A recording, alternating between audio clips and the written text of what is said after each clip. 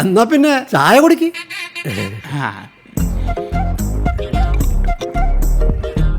അല്ല, പേരെന്തോന്നാ പറഞ്ഞത്?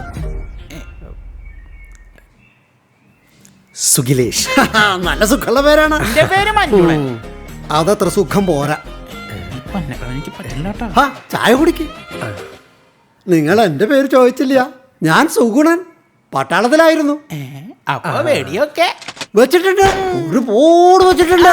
ഞാനും അമ്പലത്തിൽ വെടിവെടി. ചായ കുടിക്ക്. സുഖിലേഷിന്റെ ജോലി എന്തായിരുന്നു? ഇലക്ട്രീഷ്യനാ.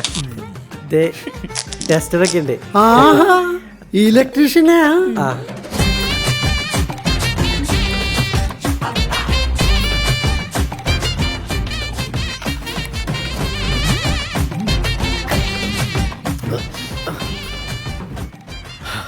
ഇനി ആ സ്വിച്ച് ഒന്നിട്ട് നോക്കി. കറങ്ങിയില്ല. സുഖിലേഷേ, ചായ കുടിച്ചിട്ടില്ലല്ലോ.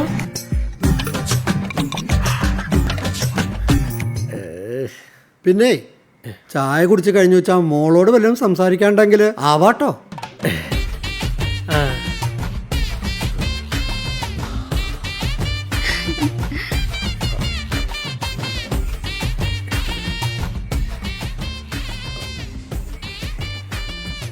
സുഖിലേഷ്. നാട്ടിലൊക്കെ സുഗൂട്ടെന്ന് വിളിക്കും. ഇലക്ട്രീഷ്യനാണ്. ടെസ്റ്ററൊക്കെ ഉണ്ട്. മോളുടെ റൂമിലെ ഫാൻ ഞാനാ ശരിയാക്കിയത്, അച്ഛൻ പറഞ്ഞിട്ട്. പിന്നെ സുന്ദരനും മാന്യനും കള്ളുകുടിയും പുകവലിയൊന്നും ഇല്ലാത്തൊരു ചെറുപ്പക്കാരൻ ഇത് ചോദിക്കുന്നതിൽ അർത്ഥമുണ്ടോ എന്ന് എനിക്കറിയില്ല. എന്നാലും ഞാൻ ചോദിക്കുകയാണ്, ഇഷ്ടായോ? സത്യം പറഞ്ഞ എനിക്കിഷ്ടായില്ല. ഇഷ്ടായില്ലേ? ആയില്ല. അതെന്താ? എന്റെ പൊന്നു ചേട്ടാ, എനിക്ക് വേറൊരാളെ ഇഷ്ടാ.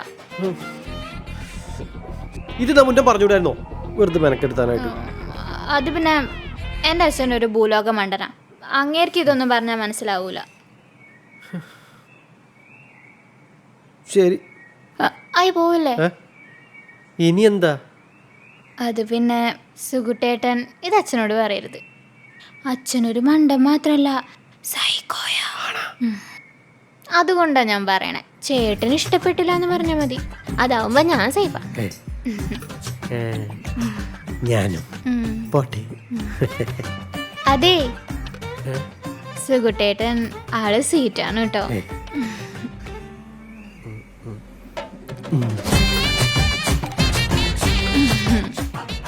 അതെ, ഒരു 500 രൂപ എടുത്തേ. 100 രൂപ പെട്രോൾ കാശ്, 400 രൂപ ഇവിടുത്തെ ഫാൻ ശരിയാക്കിയതിന്. മനസ്സിലായോ? ഇല്ല. എടോ, തൻ്റെ മോൾക്കില്ലേ വേറെ ഒരുത്തനായിട്ട് മറ്റേതാണോ മറ്റേത്? വാടാ.